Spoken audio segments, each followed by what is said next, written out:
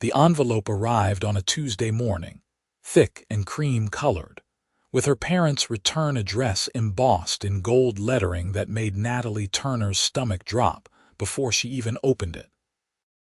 She stood in her tiny apartment kitchen, coffee growing cold in her hand, reading the words that would change everything. An arranged marriage. Her parents had found someone suitable, someone from a good family, someone who met their impossibly high standards. The wedding was scheduled for 6 weeks from now, and her attendance was not optional if she wanted to maintain any relationship with her family at all. Natalie was 26 years old, working as a commercial interior designer for a mid-sized firm in Chicago, living her own life on her own terms. Or so she had thought. Her parents had been patient, they wrote, giving her time to find someone herself. But that time had run out, and they had made arrangements with the Grayson family, old friends from their country club set. Their son Ethan needed a wife, and Natalie needed to fulfill her family obligations. She called her mother immediately, her hands shaking so badly she nearly dropped the phone. "Mom, what is this? You cannot be serious." "Natalie, darling, we have discussed this." Her mother's voice was calm, practiced, the same tone she used when declining an inadequate table at a restaurant. "You are 26. You have had your fun, your little career phase. It is time to settle down properly." "My little career phase? I have a master's degree. I work 60 hours a week. I love what I do. And you can continue doing it within reason. The Graysons are very progressive. Ethan runs his family's pharmaceutical company. He understands professional ambitions. I do not want to marry a stranger, Mom. This is insane. This is the 21st century."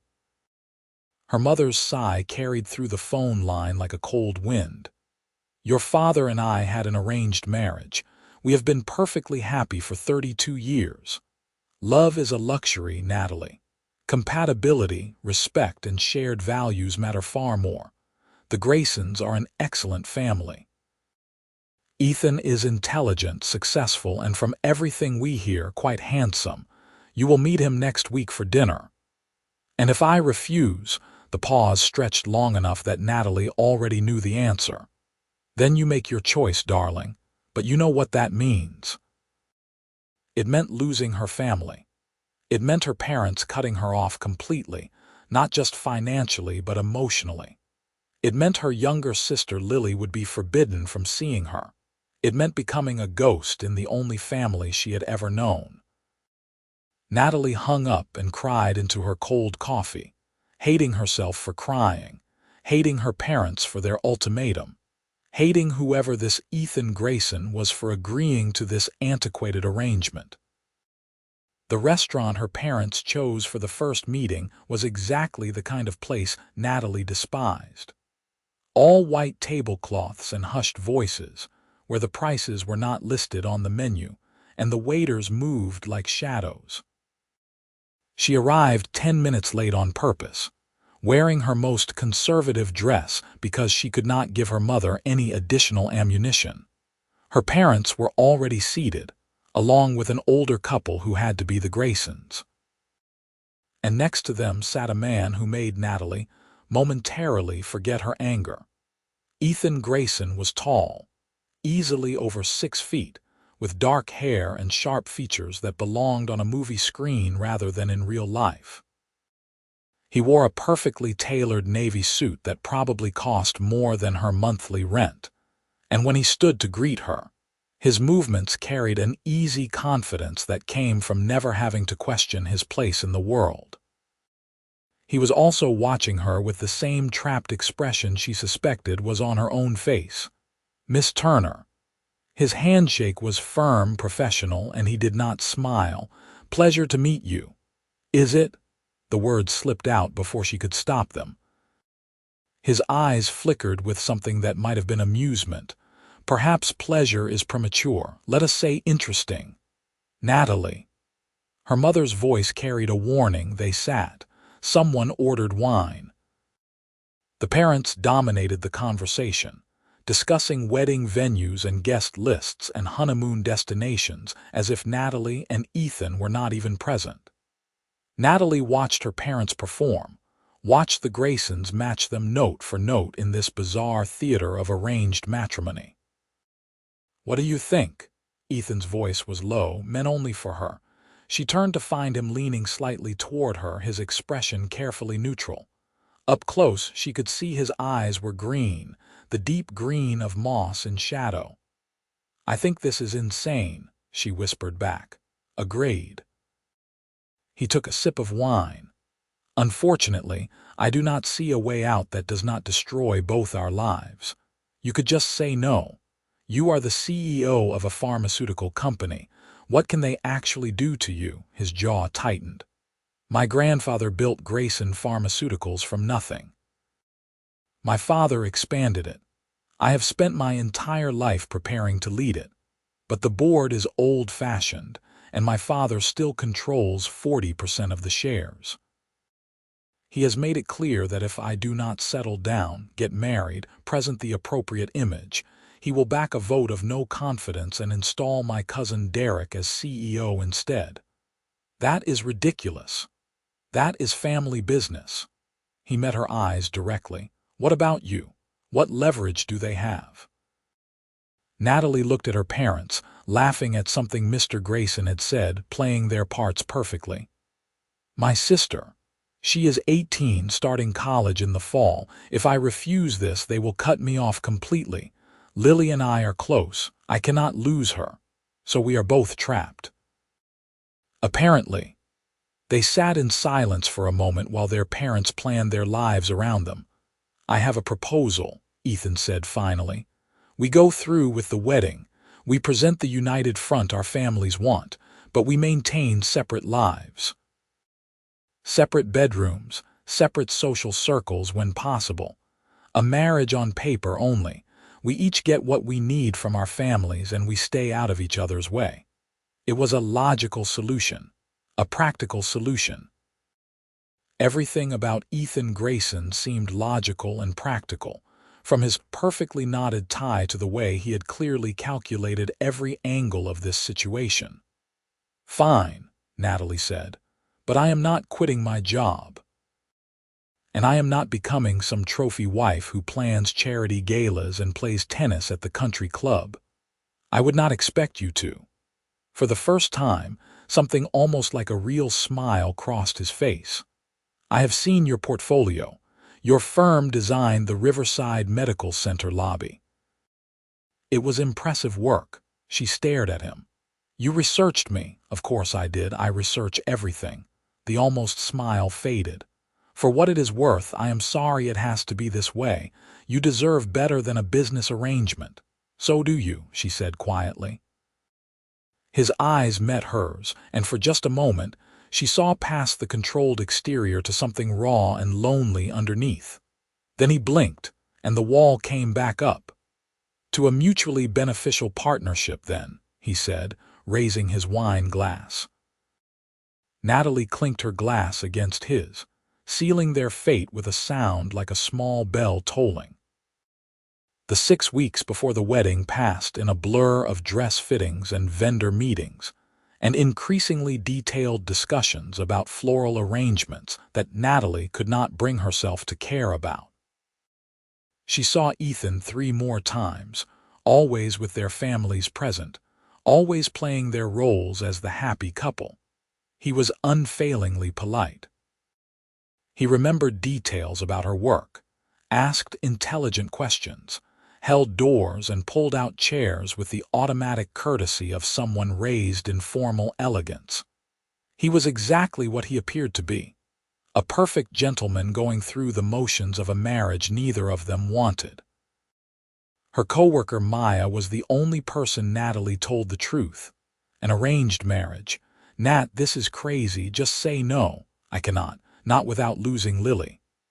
Maya studied her across their lunch table, concern written across her face. "But marrying a stranger, what if he is awful?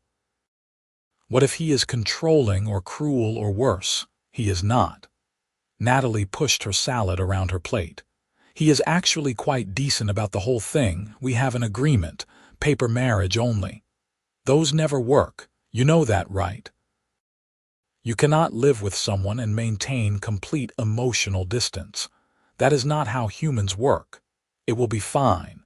He is basically married to his company anyway. I will barely see him. Maya did not look convinced, but she dropped the subject. Natalie threw herself into work, taking on extra projects, staying late at the office, trying not to think about the enormous change hurtling toward her.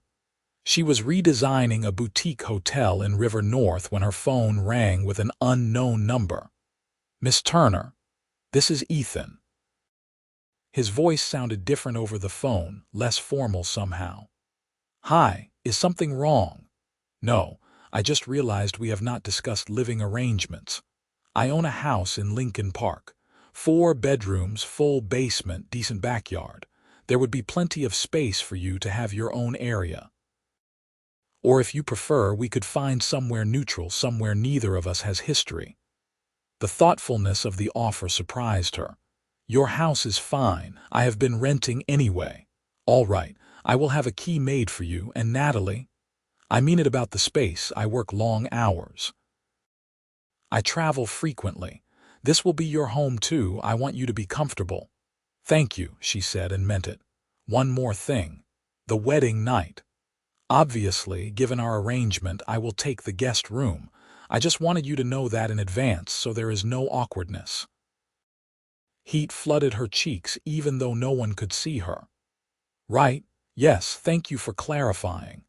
After they hung up, Natalie sat staring at her computer screen, not seeing the hotel lobby design in front of her. This was really happening.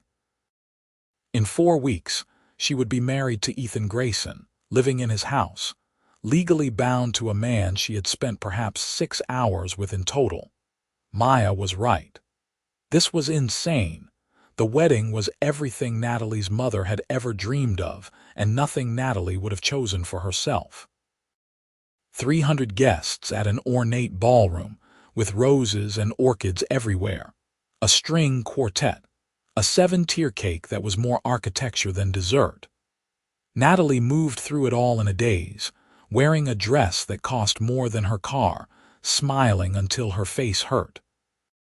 Ethan stood beside her at the altar in a black tuxedo that made him look like he had stepped out of a different era. All sharp lines and controlled elegance. When it came time for the vows, his voice was steady, his eyes meeting hers with something that might have been apology or might have been resignation.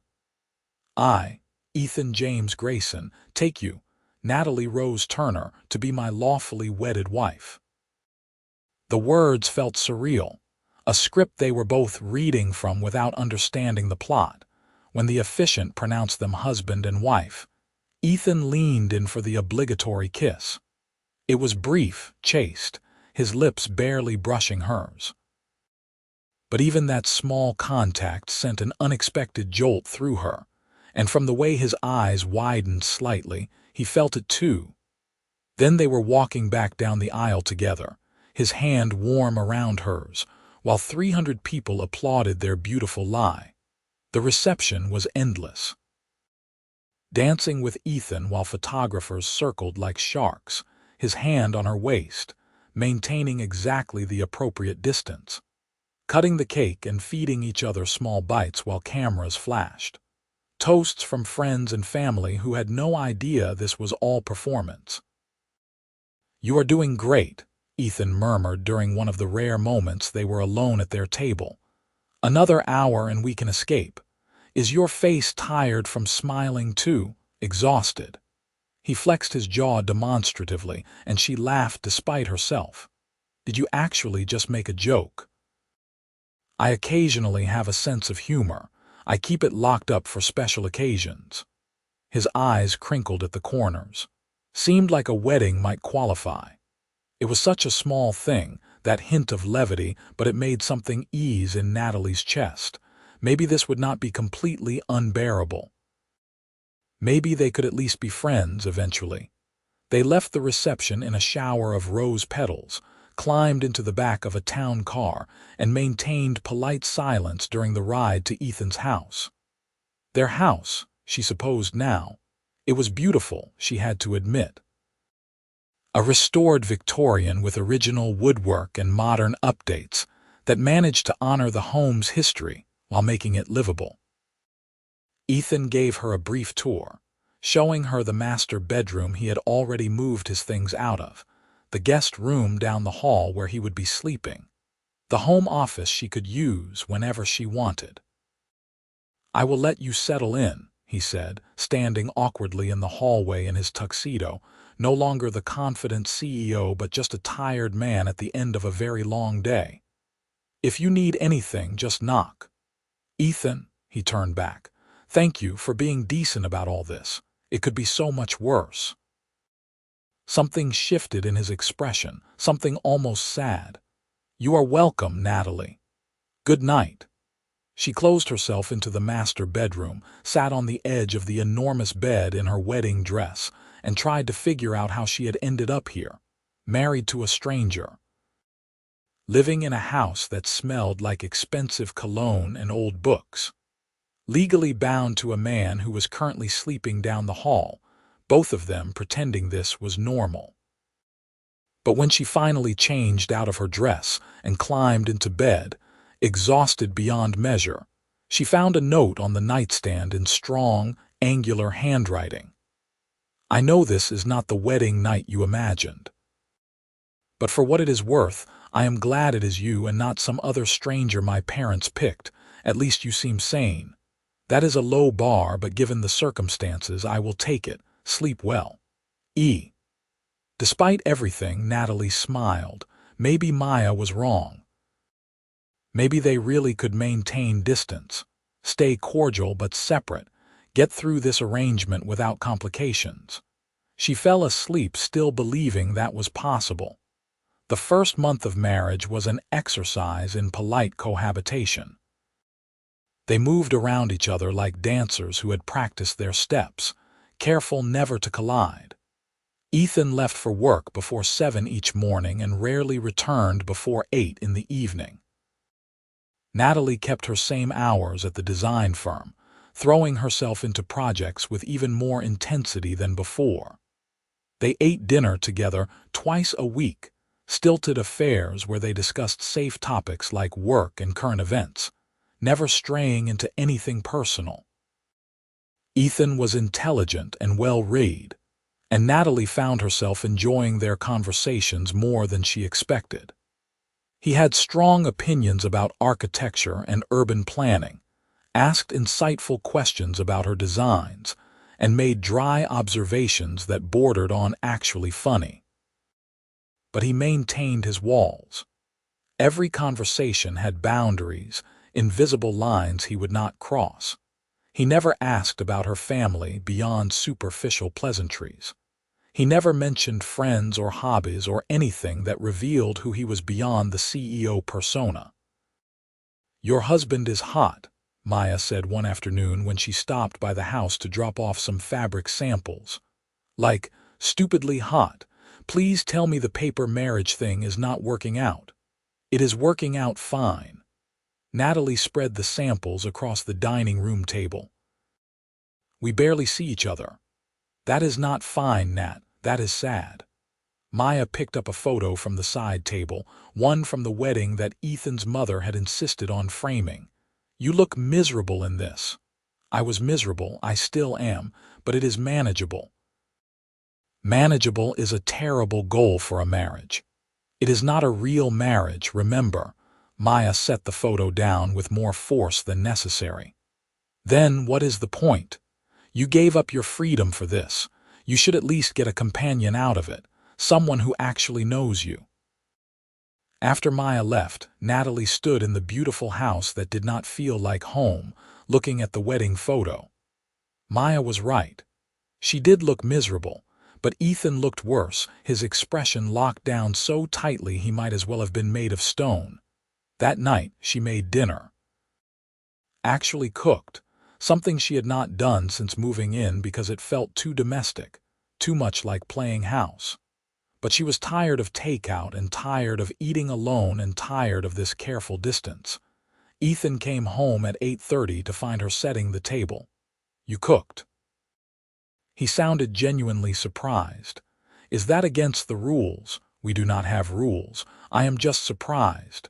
He loosened his tie, and Natalie tried not to notice how good he looked, slightly disheveled. "It smells amazing."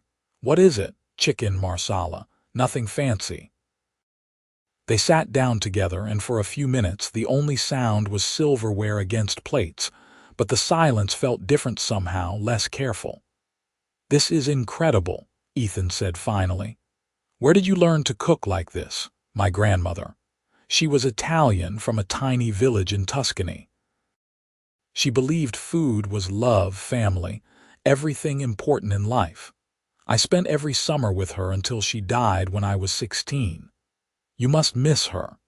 It was the first personal question he had asked, and it caught Natalie off guard. Every day. She would have hated this, actually. "Our arrangement. She believed marriage should be grand passion or nothing." Ethan set down his fork, his expression thoughtful. "My grandfather was like that. He met my grandmother at a USO dance during the war.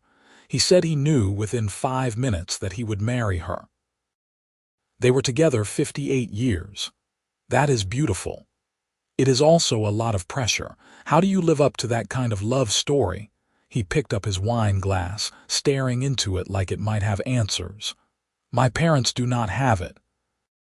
They are content, compatible, but there is no passion there. Maybe it is easier that way. Maybe expecting more just leads to disappointment. Or maybe settling for less leads to loneliness," Natalie said softly. His eyes met hers across the table, and for a moment the walls came down. She saw loneliness there, bone deep and carefully hidden, the kind that came from years of doing what was expected rather than what was wanted. "Maybe," he agreed quietly. The moment stretched between them, fragile and unexpected. Then Ethan's phone buzzed and he glanced at it, and the walls came back up. "I am sorry. I have a call with Tokyo in 10 minutes. He stood, picking up his plate. "Thank you for dinner. Really, it was exactly what I needed." After he disappeared into his office, Natalie cleaned up slowly, thinking about what he had revealed in that brief moment. Ethan Grayson was not the cold, calculating CEO he pretended to be. He was just someone trying to meet impossible expectations, same as her. Maybe Maya was wrong about maintaining distance, but maybe she was also wrong about this being sad. Maybe this quiet understanding was its own kind of relationship, built on honesty and respect rather than romance. Maybe that was enough. The first crack in their careful arrangement came 2 months in, when Natalie got food poisoning from a client lunch. She made it home before the worst hit, barely, and spent the night violently ill, too weak to do anything but curl up on the bathroom floor. She did not hear Ethan come home. Did not hear him knock on the bedroom door. The first she knew of his presence was his hand on her forehead, checking for fever, his voice low and concerned. "How long have you been like this?" "Go away," she managed. "I am disgusting. You are sick." He helped her sit up, supporting her weight like it was nothing. "Come on, let me help you back to bed. I will throw up on you. I will survive." He got her settled in bed, brought her water and crackers, placed a cool cloth on her forehead. His hands were gentle, and his efficiency spoke of practice. "You are good at this," Natalie mumbled, too miserable to maintain pride. "My mother had migraines when I was growing up, bad ones. My father was always traveling, so I learned to help." He sat on the edge of the bed, checking his watch. "Do you need me to call a doctor?" "No, just food poisoning. It will pass." "All right. I will be in my room. Call if you need anything." But an hour later, when she was sick again, he appeared immediately. He held her hair back, helped her rinse her mouth, got her back to bed without a single word of complaint. He stayed in the chair by her bed the rest of the night, working on his laptop, checking on her periodically. When Natalie woke the next morning, weak but no longer nauseous, Ethan was asleep in the chair, his laptop closed on the floor beside him, his tie finally removed and his shirt wrinkled. He looked younger like this, the hard edges softened by sleep, almost vulnerable. "Ethan." Her voice came out raspy. He woke instantly, sitting up straight. "How are you feeling?" "Better. You did not have to stay." "I wanted to make sure you were all right." He stood, rolling his shoulders. "Are you hungry? I can make toast." "You do not have to take care of me." "That is not part of our agreement." Something flashed across his face, too quick to identify. "Maybe I wanted to. Does everything have to be part of an agreement?" They stared at each other in the early morning light, something shifting between them that Natalie could not quite name. "Thank you," she said finally. "Really, that was kind." His expression softened. "You are welcome. Now rest. I will bring you toast." After that night, something changed. The walls were still there, but they had cracks now. Ethan started coming home earlier, and they fell into a pattern of eating dinner together most nights. They talked more, ventured beyond safe topics into actual conversation.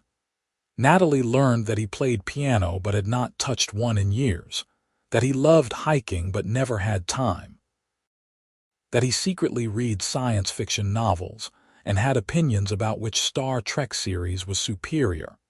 He learned that she painted watercolors to relax, that she was terrified of failure, that she dreamed of someday opening her own design firm but did not think she had the courage. Why not? He asked one evening. They were cleaning up after dinner together, a new habit that felt surprisingly comfortable.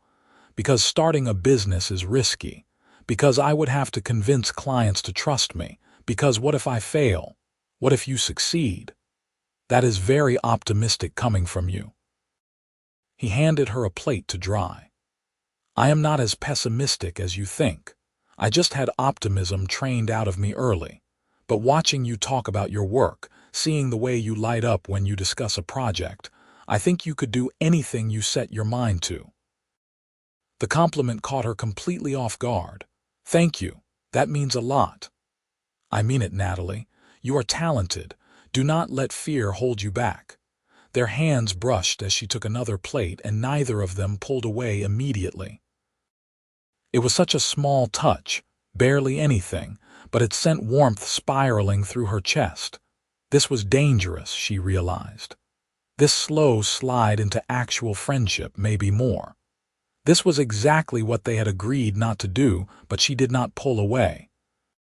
The situation came to a head 3 months into their marriage, at a company gala Ethan had to attend. Natalie wore a deep blue gown that his mother had selected, feeling like she was playing dress-up in someone else's life. But when she came downstairs and saw Ethan's expression, something in her chest fluttered. "You look beautiful," he said, and his voice carried none of his usual careful control. "You clean up pretty well yourself." He did. The tuxedo fit him perfectly, and his hair was styled back from his face, making his features even more striking. They looked like the perfect power couple, which was exactly the image they were supposed to project. The gala was at a downtown hotel, full of pharmaceutical executives and board members and investors. Ethan kept his hand on the small of her back as they moved through the crowd, introducing her to what felt like hundreds of people. She smiled until her face hurt, made polite conversation about nothing, and tried not to feel like she was drowning. "You are doing great," Ethan murmured during a rare moment alone. "Just another hour. Your world is exhausting. Tell me about it." He flagged down a waiter, procuring 2 glasses of champagne. "Here. This helps." They stood together at the edge of the ballroom, watching the crowd swirl around them. Natalie saw the way people looked at Ethan, equal parts respect and fear. He was powerful here in his element, and it showed in every line of his posture. "You actually like this?" she asked. "The company, the power, all of it." He considered the question seriously. I like the work. Drug development, clinical trials, the actual science of helping people. The rest of it, the politics and posturing, I tolerate because it comes with the position. What would you do if you could do anything? Anything? He took a sip of champagne. I would have gone into research instead of business. Spent my days in a lab working on problems that actually matter. But that was never an option for a Grayson. The sadness in his voice made her heart hurt. It is not too late, you know, you could still change direction. Could I? I am 31 years old.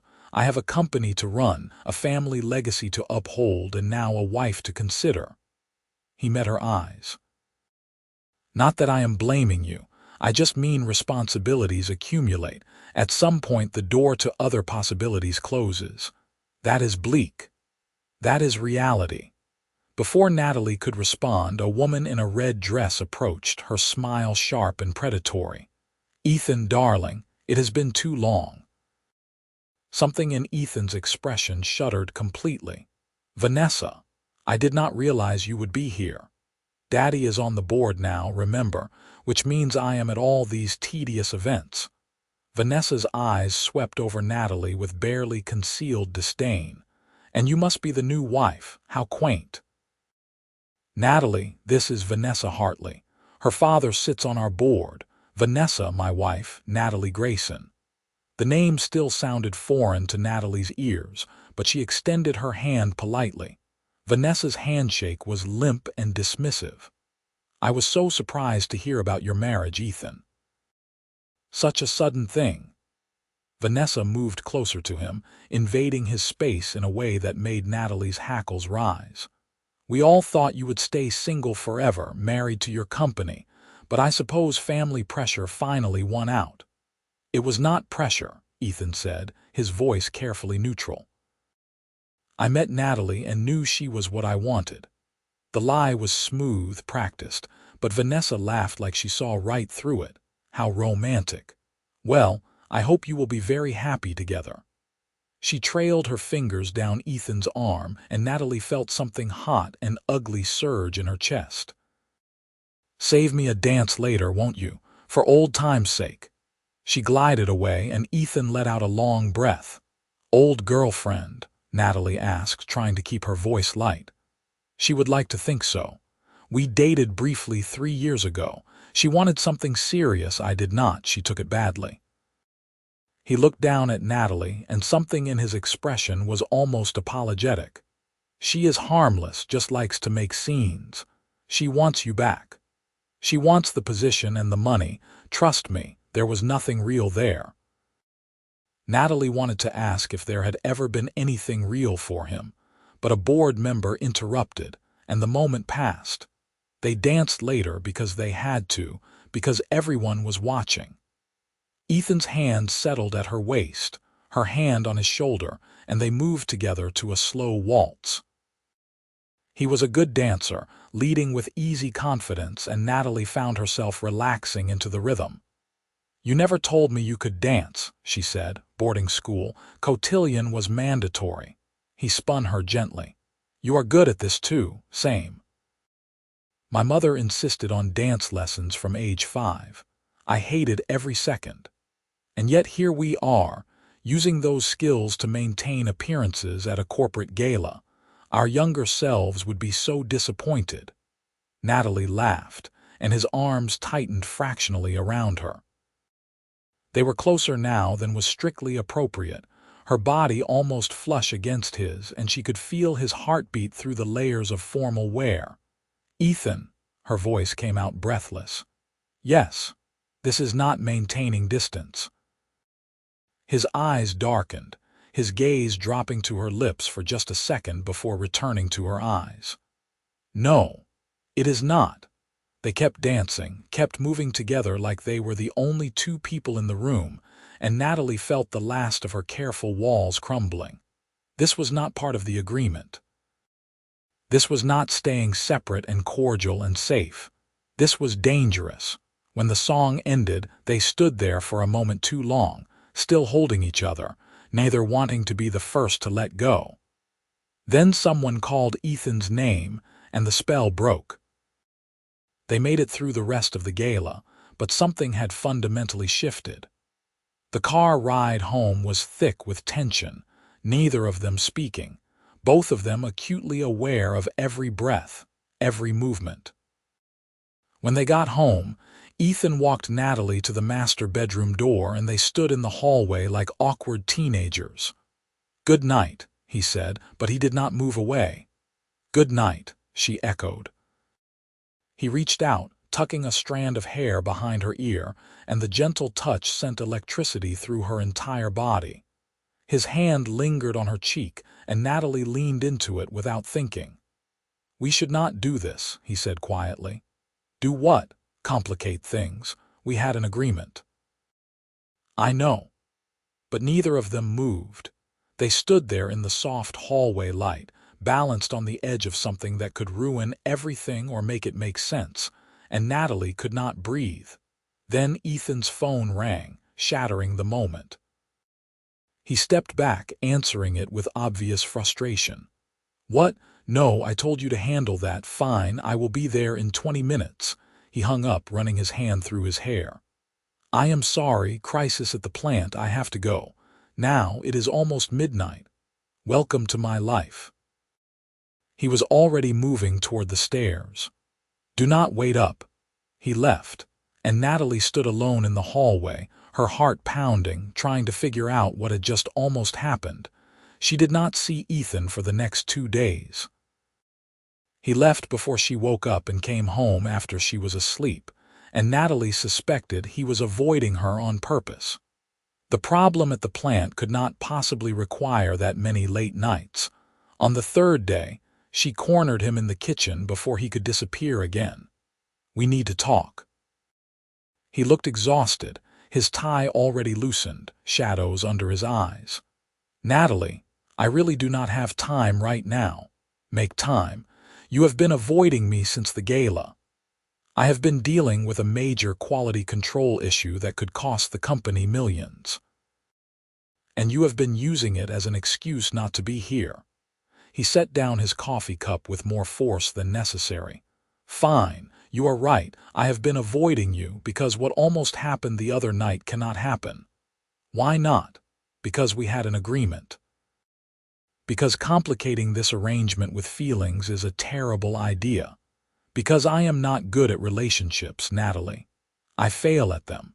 And I cannot fail at this, because if this falls apart, we both lose everything we were trying to protect." The raw honesty in his voice stopped her cold. "You think having feelings would make us fail? I think feelings make everything complicated. I think once emotion gets involved, people get hurt, and I do not want to hurt you. What if you are already hurting me by pushing me away?" He stared at her, something like pain flickering across his face. "What do you want from me?" "I do not know," she admitted. "I did not expect this. I thought we could maintain distance, stay polite roommates. But then you took care of me when I was sick. You told me I could do anything. You held me while we danced like I actually mattered to you. And now you are acting like none of that meant anything." "It meant everything," he said roughly. "That is the problem." The words hung between them, heavy with implications neither of them was ready to fully acknowledge. "So what do we do?" Natalie asked finally. Ethan looked at her for a long moment, and she saw the internal war playing out behind his eyes. Control versus desire, safety versus risk, the life he had planned versus the life that was unfolding in front of him. "I do not know," he said quietly. "I need time to think." He left, and Natalie sat at the kitchen table, feeling like she was standing on the edge of a cliff with no idea whether the ground below was solid or just more air. The tension stretched out for another week. They moved around each other carefully, politely, like strangers again. But now the distance felt different, charged with everything they were not saying. Natalie threw herself into work, but her heart was not in it. She found herself thinking about Ethan at odd moments, remembering the way he had looked at her at the gala, the gentleness in his hands when he took care of her, the loneliness in his voice when he talked about the life he had given up. She was falling for him. Despite every logical reason not to, despite their agreement, despite the fact that this was supposed to be a business arrangement, she was falling for her husband. It was Maya who finally forced the issue, showing up at the house with a bottle of wine and a determination to talk sense into her. "You are miserable," Maya said bluntly, "and do not tell me you are fine because I can see right through that. I am making things complicated. Good. Complicated means you actually care. Complicated means you are living instead of just existing. But we had an agreement. A plan." Plans change, Nat. People change. The question is whether you are brave enough to admit what you really want. What if he does not want the same thing? Maya poured them both wine, her expression serious. "Then at least you will know. But from everything you have told me, I do not think that is the case. I think he is just as scared as you are." That night, after Maya left, Natalie sat in the living room and thought about courage, about what her grandmother would have said, what advice she would have given. And she knew, bone deep, that she could not keep living like this in this liminal space of almost but not quite. When Ethan came home at 9, looking exhausted and rumpled, she was waiting for him. "We need to talk," she said. "Really talk this time." He sighed, setting down his briefcase. "Natalie, please, it has been a very long day. Then it can be a longer night. Because I cannot keep doing this, Ethan. I cannot keep pretending there is nothing between us." That got his attention. He turned to face her fully, his expression guarded. "What exactly are you saying?" "I am saying the agreement is not working. I am saying that somewhere along the way, this stopped being just a business arrangement for me. I am saying I care about you, and I think you care about me too, and I do not understand why that is such a terrible thing." "Because caring leads to expectations," he said, but his voice lacked conviction. "Because when you care, you can get hurt. You are right. But you know what is also true, you can already get hurt. I am already hurt, Ethan. This distance hurts. Not knowing where we stand hurts. Watching you avoid me hurts worse than taking a risk ever could." He stared at her, and she saw the moment his control started to crack. "You do not understand. I do not know how to do this. I have spent my entire life keeping people at a distance, maintaining control, not letting anyone get too close. And then you came along and suddenly all those careful walls do not work anymore. You terrify me, Natalie.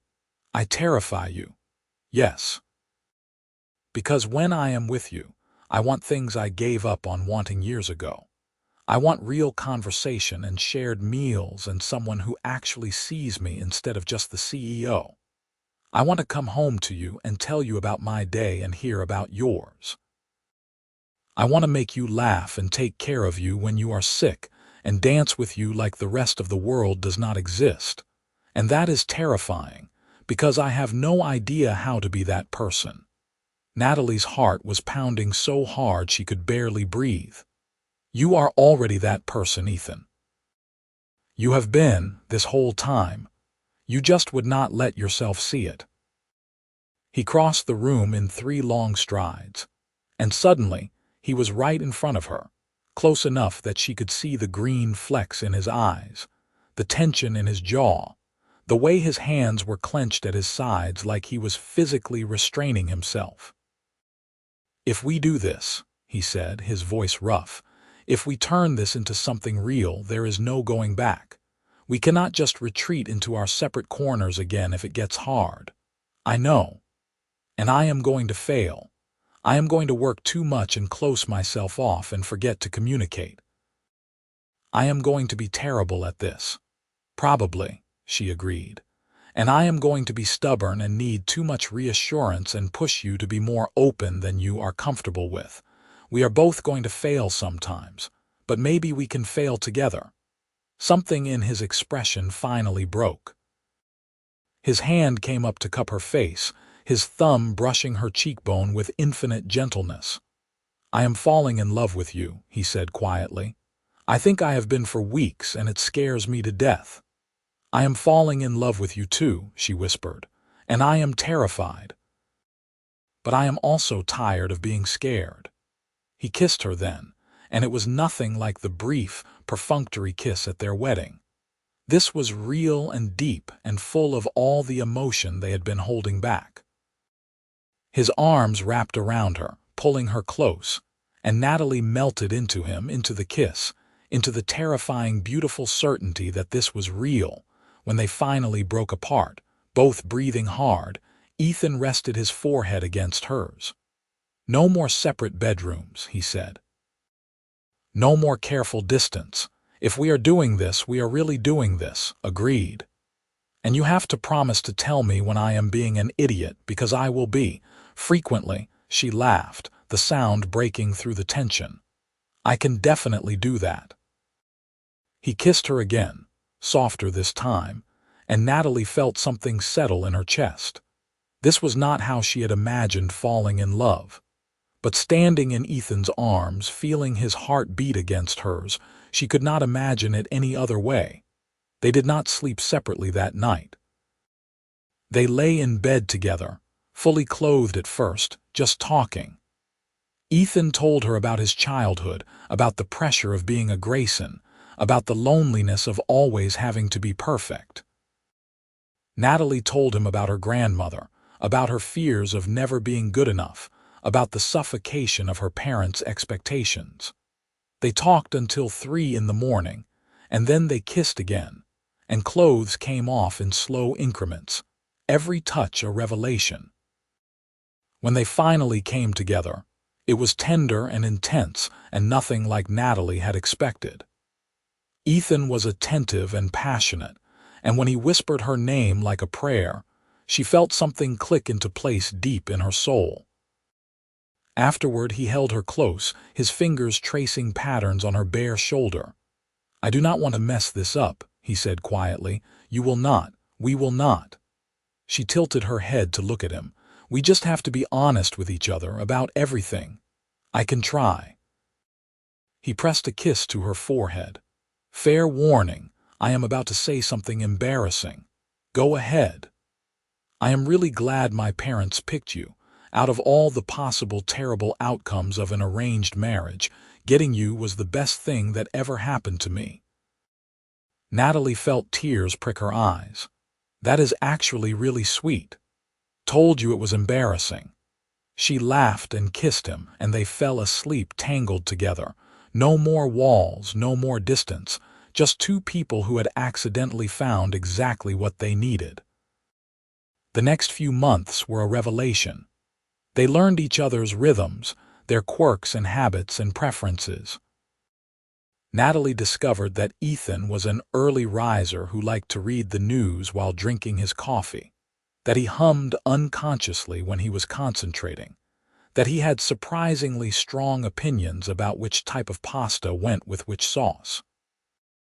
Ethan learned that Natalie painted when she was anxious, that she talked to herself while working on designs, that she cried during commercials if they featured elderly couples or rescue dogs. They had their first real fight 6 weeks in, when Ethan got consumed by a major acquisition and forgot about dinner plans with Natalie's parents. She was furious, he was defensive, and they spent an entire evening arguing before finally talking through the real issue. Natalie feeling like she came second to his work, Ethan feeling like he could never meet all the demands on his time. They compromised. Ethan committed to being home for dinner at least 4 nights a week, no work calls during meals. Natalie promised to be more understanding when genuine emergencies arose. It was not perfect, but it was real, and they were both trying. One Saturday morning, Natalie woke to find Ethan already up, sitting at the piano in the living room. She had not even known they had a piano until now. It was tucked in the corner, covered with a sheet like something out of a Gothic novel. She stood in the doorway, listening as he played something soft and melancholy, his fingers moving across the keys with the confidence of years of practice. "That is beautiful," she said when he finished. He startled, turning on the bench. I did not hear you come down. How long has it been since you played? Years. I do not know. It felt like a waste of time when there was always work to do. Natalie crossed the room, sitting beside him on the bench. Play something else. He did, something lighter this time, and Natalie rested her head on his shoulder, feeling the music vibrate through both of them. When he finished, she kissed his cheek. You should play more often. You are talented. Maybe I will if you keep requesting it. Consider it requested. Daily. He smiled, that real smile that transformed his entire face, and Natalie felt her heart expand another size. This was what she had been missing, she realized.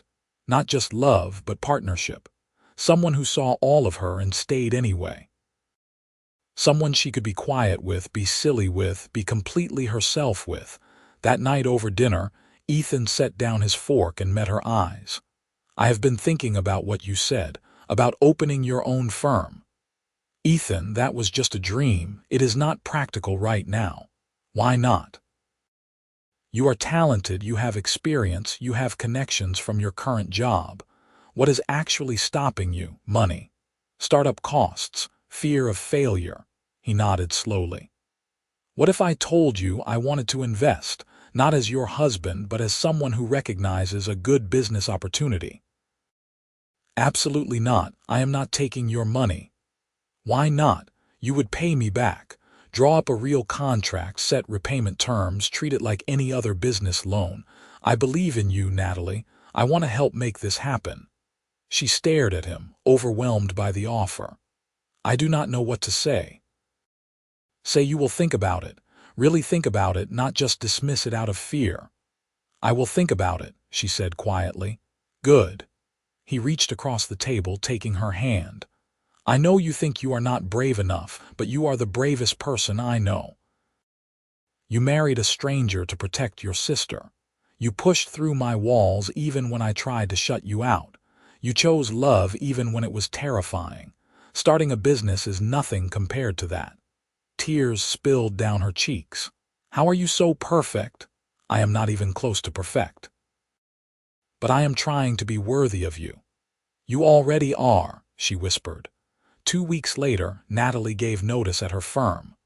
1 month after that, with Ethan's investment and her own savings, she opened Turner Design Studio. It was tiny, just her and one assistant working out of a converted loft space, but it was hers. She had business cards with her name on them, a website she had designed herself, and a terror-excitement combination that kept her up most nights. Ethan was her biggest supporter, bringing her dinner when she worked late, talking through design challenges with her, celebrating every small victory like it was a major achievement. When she landed her first real client, a boutique hotel in Evanston, he took her to the nicest restaurant in the city and made a toast that had her crying into her champagne. To my brilliant wife, who is going to change the world one beautiful space at a time. That is a bit dramatic. I am feeling dramatic. Let me have this. She laughed and kissed him across the table, not caring who saw. She was in love, genuinely, completely in love with this man who had started as a stranger and become her everything. They had been married almost a year when Natalie's sister Lily called, crying so hard she could barely speak. Lily, slow down. What happened? It is Mom and Dad. They are cutting me off. They said if I do not switch to business school and give up art, they are done supporting me. Natalie's blood went cold. What? Why? Because I told them I want to major in fine arts. They said it is a waste, that I need to be practical, that I am throwing my life away. They gave me a week to decide. Lily, listen to me. You are not throwing your life away. You are incredibly talented. But I cannot afford school without their help. I will have to drop out. Natalie looked up to find Ethan watching her, concern written across his face. She mouthed, my sister, and he nodded. Lily, what if there was another option? What if someone else could help with tuition? Nat, I cannot take your money. You just started your business. Not me. Ethan, we can help. We want to help. There was a long silence. Are you sure? That is a lot. Natalie looked at Ethan, who nodded immediately. I am sure. You should not have to give up your dreams because Mom and Dad are being controlling. Come stay with us. We have plenty of space. You can finish school here, study what you actually want to study. Lily came the following week, and Natalie had never seen her sister look so relieved. She moved into one of the spare bedrooms, and suddenly the house felt more like a home. Lily was vibrant and funny, decorating her room with fairy lights and vintage posters, cooking elaborate breakfasts on Sunday mornings, bringing laughter and energy into their quiet life. Ethan adored her. He and Lily bonded over their shared experience of controlling parents, and Natalie often found them in the living room having intense discussions about art and responsibility and finding your own path.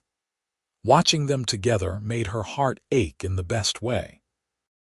Thank you, she told Ethan one night after Lily had gone to bed, for supporting this, for welcoming her into our home. She is your family, which makes her my family, and honestly, I like having her here. The house feels more alive. My parents are furious, you know. They have not spoken to me since Lily moved in. I know, he pulled her close, but you did the right thing. You protected her, same as you were trying to do when you agreed to marry me. That loyalty, that love, it is one of my favorite things about you, even when it complicates our life. Especially then. Their first anniversary arrived on a cold January day. Ethan had been mysterious all week, refusing to tell Natalie what he had planned, just instructing her to pack a bag and take Friday off work. He drove them north, out of the city, into snow-covered countryside that looked like a postcard. Their destination was a small inn tucked into the woods, all stone fireplaces and cozy rooms, the kind of place that felt like stepping out of time. Ethan, this is beautiful. I thought we could use a weekend away. Just us, no work, no obligations. He carried their bags inside, and the innkeeper showed them to a suite overlooking a frozen lake. They spent the weekend in blissful isolation. They went for long walks through the snowy woods, sat by the fire reading, made love slowly and thoroughly without worrying about anything else. They talked about everything and nothing, making plans for the future, reminiscing about their strange beginning. On their anniversary night, over dinner in the inn's small restaurant, Ethan pulled out a small box. I know I already gave you a wedding ring, he said. But that ring represented an obligation, an arrangement. This one represents a choice. Inside the box was a simple gold band, engraved with words in elegant script. You became my everything. Natalie's eyes filled with tears as he slipped it onto her finger, right above her original wedding band. I choose you, he said quietly. Every day I choose you. Not because I have to, but because I cannot imagine my life without you in it. You are my best friend, my partner, my home. I love you more than I knew it was possible to love anyone. I choose you too, she whispered. Every single day. I love you, Ethan, so much. They kissed across the table, and Natalie felt the rightness of it settle into her bones. This was not the marriage she had expected, not the love story she had imagined. But it was hers, and it was real, and it was perfect in all its imperfect ways. 2 years after their wedding, Natalie's business had grown beyond her wildest dreams. She had 5 employees now, a steady stream of clients, and a reputation for innovative design that balanced beauty with functionality.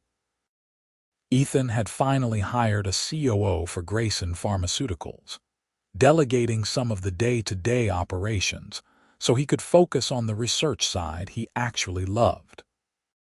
He was happier than Natalie had ever seen him, coming home energized instead of exhausted, talking about drug trials and medical breakthroughs with genuine passion. Lily had finished her degree and was working as an illustrator, her art featured in magazines and children's books. She had moved into her own apartment, but came over for dinner at least twice a week, often bringing her girlfriend Sophia, a veterinary student who fit perfectly into their growing family. One evening, Natalie and Ethan were sitting on their back porch, watching the sunset paint the sky in shades of orange and pink. His arm was around her shoulders, her head resting on his chest, and everything felt settled in a way it never had before. "You ever think about kids?" Ethan asked suddenly. Natalie tilted her head to look at him. "Sometimes. Do you? More and more lately. I like the idea of a little person who has your creativity and my stubbornness." "That sounds like a recipe for disaster," he laughed. "Probably.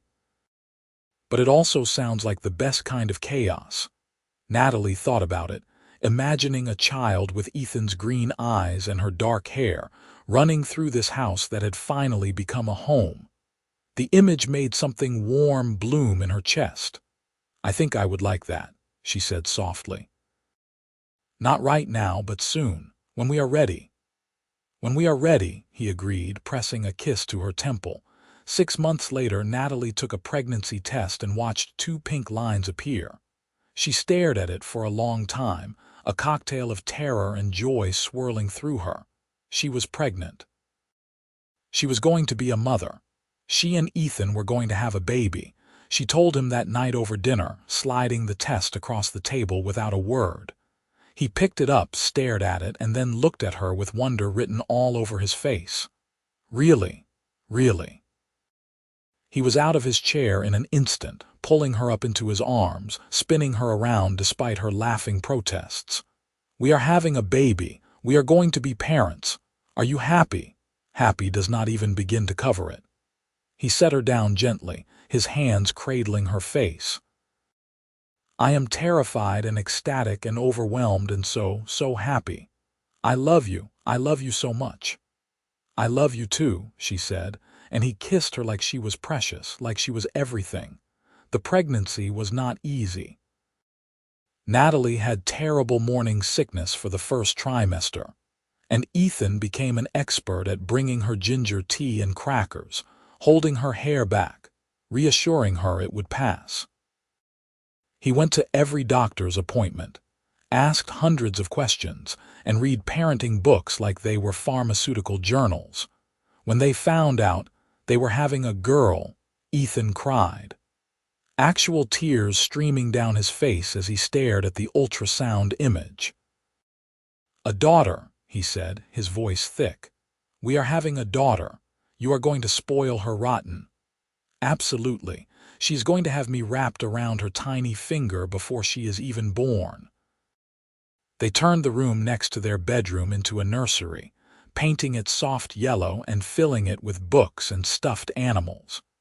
Lily painted a mural on one wall, a whimsical forest scene with hidden animals and fairy lights. It was perfect. Natalie went into labor 3 weeks early, on a Tuesday afternoon while she was in the middle of a client presentation. Her water broke during a discussion about fabric choices, and Ethan got the call while he was in a board meeting. He left immediately, arriving at the hospital to find Natalie in full labor, gripping the bed rails and breathing through contractions. "You made it," she gasped. "Did you think I would miss this?" He took her hand, let her squeeze as hard as she needed. "I am right here. I am not going anywhere." The labor lasted 14 hours, long and exhausting and punctuated by Ethan's steady presence. He never left her side, never complained, just kept telling her she was strong. She was amazing she could do this. And when their daughter finally arrived, tiny and red-faced and screaming, Natalie watched Ethan fall in love all over again. "She is perfect," he whispered, cradling the baby with infinite gentleness. "She is absolutely perfect." They named her Emma Rose Grayson, and she had Ethan's green eyes and a shock of dark hair and a cry that could wake the dead. Natalie had never been so tired or so happy in her entire life. Watching Ethan with their daughter was a revelation. He was patient and gentle and completely besotted, getting up for midnight feedings without complaint, singing off-key lullabies, talking to Emma like she could understand every word. The powerful CEO disappeared completely, replaced by a man who made silly faces to get his daughter to smile and cried the first time she wrapped her tiny hand around his finger. "You are such a softie," Natalie teased one night, finding him in the nursery at 2 in the morning just watching Emma sleep. "I cannot help it. Look at her. She is a miracle." Natalie wrapped her arms around him from behind. "She is, and she is so lucky to have you as her father." "I am the lucky one. I have you both. I have this life I never thought I would get to have. Every day I wake up grateful." As Emma grew, the house filled with laughter and chaos and love. Lily was a devoted aunt, coming over to babysit so Natalie and Ethan could have date nights. They went to the restaurant where they had their first awkward dinner, sitting in the same booth, marveling at how different everything was now. "Do you remember how miserable we both were?" Natalie asked, sipping her wine. "Terrified is more accurate. I thought I was losing my life. Turns out I was finding it. That is very poetic for you. Fatherhood has made me soft." But he was smiling, the kind of real, unguarded smile that still made her heart skip. When Emma was 6 months old, Natalie's parents reached out. They had heard about the baby and wanted to meet their granddaughter. It was a peace offering, tentative and conditional, but it was something. Natalie was hesitant, but Ethan encouraged her to at least try. Everyone deserves a chance to change. And Emma deserves to know her grandparents if they can actually be present for her. The meeting was stiff and awkward, but when Natalie's mother held Emma for the first time, something in her face softened. Over the following months, her parents slowly became a presence in their lives again. It was not perfect. There was still tension, still old hurts that had not fully healed. But they tried, and that counted for something. Emma's first birthday party was a celebration of everything they had built. The house was full of people. Lily and Sophia, Ethan's colleagues who had become genuine friends, clients who had turned into family, neighbors they had gotten to know. The backyard was decorated with balloons and streamers, and Emma sat in her high chair wearing a tiny crown, smashing cake into her face with gleeful enthusiasm. Natalie stood at the edge of the chaos, watching everyone she loved gathered in one place, and felt overwhelming gratitude. This life, this messy, beautiful, perfect life was hers. The arranged marriage that had felt like a prison sentence had given her everything she had ever wanted. Ethan came up beside her, slipping his arm around her waist. "What are you thinking about? How grateful I am. How lucky we got." "Luck had nothing to do with it. You fought for this. You pushed past every wall I put up. You chose to see what we could be instead of what we were." "We chose each other," she corrected. "Every day we keep choosing each other." He kissed her temple. "And I will keep choosing you for the rest of my life." That night, after the party was cleaned up and Emma was asleep and the house was quiet again, they lay in bed together, exhausted and content. "I want another one," Ethan said suddenly. Natalie laughed. "Another what? Baby, party, migraine?" "Baby, I want Emma to have a sibling. I want this house to be even more chaotic and full." "You are insane. She is only one." "I know. I am just saying when you are ready, I would love to do this again." Natalie rolled to face him, studying his face in the dim light. "You really love being a dad." "I really do. It is the best thing I have ever done besides marrying you." Even though it was an arranged marriage. Especially because it was an arranged marriage. If I had been left to my own devices, I never would have found you. I would have stayed closed off and lonely, convinced that was just how life had to be. But I got incredibly, impossibly lucky. I got you. Natalie felt tears prick her eyes. Even after years together, he could still make her cry with his honesty. I got lucky too, she whispered. I got my soulmate, even though I had no idea that was what I was looking for. He pulled her close, and they lay tangled together in the darkness, listening to the quiet sounds of their home. Emma made little sleep noises from the nursery. The old house creaked and settled. Outside, the wind rustled through the trees they had planted together the previous spring. This was their life. Built from an arrangement neither had wanted, grown into something neither could imagine living without. It was not perfect. They still fought sometimes, still struggled with balancing work and family, still had moments of frustration and doubt. But it was real, and it was theirs, and it was filled with a love so deep and true that it took Natalie's breath away. 2 years later, they welcomed their second daughter, Olivia Grace. 3 years after that, a son, Lucas James. The house was chaos, full of toys and laughter and the beautiful mess of family life. Ethan left the CEO position entirely, taking a research role that let him work reasonable hours and be present for every school play and soccer game. Natalie's firm continued to thrive, and she brought the kids to the office sometimes, letting them draw on her design boards and dream their own dreams. They grew older together, built a life together, became the kind of couple they had once thought impossible. They took family vacations and had game nights and fought about whose turn it was to do bath time. They held each other through hard times and celebrated the good ones. They learned and grew and changed, always together. On their 10th anniversary, they went back to the inn where they had spent their first anniversary. The kids stayed with Lily, and Natalie and Ethan had a weekend alone, walking the same snowy paths, sitting by the same fire. "Do you ever think about how different our lives would be if we had said no?" Natalie asked, curled up beside him on the couch in their suite. "Every day. And every day I am grateful we did not. Even though it was arranged, even though we had no choice, we always had a choice. We could have gone through the motions, maintained distance, protected ourselves. Instead, we chose to take a risk. We chose to be vulnerable. We chose love." He took her hand, running his thumb over the 2 rings she wore, the obligation and the choice. "Best decision I ever made." "Same," she said softly. "I love you, Ethan, my stranger who became my everything.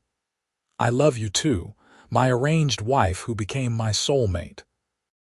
They sat together in the firelight, 10 years and 3 children and countless memories between them, and Natalie felt the truth settle over her like a warm blanket. This was it. This was the love story she was meant to have, unconventional beginning and all. This was home. Years continued to pass, marked by school graduations and milestone birthdays and quiet moments of everyday beauty. Emma grew into a thoughtful teenager who wanted to study architecture, inspired by her mother's work. Olivia was all energy and passion, determined to become a veterinarian like Aunt Sophia. Lucas was still young, but he showed signs of Ethan's analytical mind, always taking things apart to see how they worked. Natalie and Ethan grew gray together, their love deepening with each passing year. They faced challenges, the way all couples do. They navigated the difficulties of raising teenagers, the stress of aging parents, the constant balancing act of work and family. But they faced it all together, their partnership stronger for every obstacle overcome. On their 20th anniversary, their children threw them a surprise party. The backyard was full of people whose lives they had touched, employees and clients, friends and family, a whole community built around the love they shared. Lily gave a toast that had everyone in tears, talking about how Natalie had saved her, how Ethan had welcomed her, how their love had created ripples that touched everyone around them. To my sister and the stranger who became her everything, Lily said, raising her glass. Thank you for showing us all what real love looks like. Later, after everyone had gone home and the house was quiet again, Natalie and Ethan stood in their bedroom, the same room where their journey had really begun all those years ago. 20 years, Natalie said wonderingly. It feels like forever and no time at all. I know what you mean.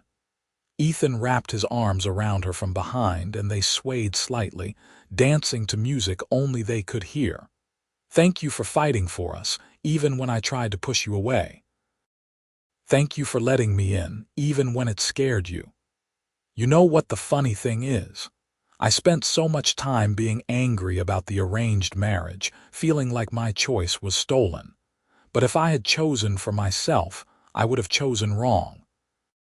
I would have picked someone safe, someone who did not challenge me, someone who let me hide. Instead, I got you. And you are the best thing that ever happened to me. Natalie turned in his arms, looking up at the man she had spent 2 decades loving. His face was lined now, his hair silver at the temples, but his eyes were still that deep moss green, still looking at her like she was his whole world. I was so scared that first night, she admitted. Scared of losing my freedom, scared of living a lie, scared of spending my life with a stranger. I never imagined that stranger would become my home. We built a good life, did we not? The best life. She reached up, touching his face gently. I love you, Ethan Grayson. I would choose you 1,000 times over. I love you too, Natalie Grayson. In every lifetime, in every version of this story, I would choose you. They kissed, 20 years of love and laughter and occasional tears contained in that single moment. And standing there in their bedroom, in the house they had made a home, surrounded by evidence of the life they had built together, Natalie felt complete. Their story had started with an arrangement, with obligation and fear and 2 people trapped by circumstances. But it had become so much more.